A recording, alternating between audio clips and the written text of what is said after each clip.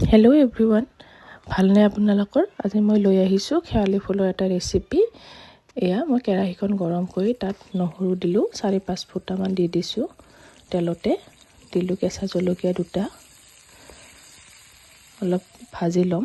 ইয়াতে দি দিলোঁ 5 ফুৰণ। এতিয়া শেৱালি ফুলখিনি মই ভালদৰে ধুই থৈ দিছিলোঁ আৰু ইয়াতে দি দিলোঁ। এতিয়া লৰাই ল'ম আটাইখিনি।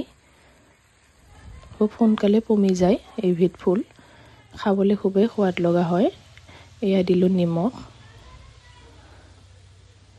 এতিয়া যেতিয়া শেৱালি ফুলৰে টাইম, গতিকে এনেদৰে শেৱালি ফুল বনাই থাকোঁ মাজে মাজে। তাতে দি দিলোঁ মই কেঁচা মাছ কেইটামান। মাছখিনি মই ভাজি লোৱা নাই।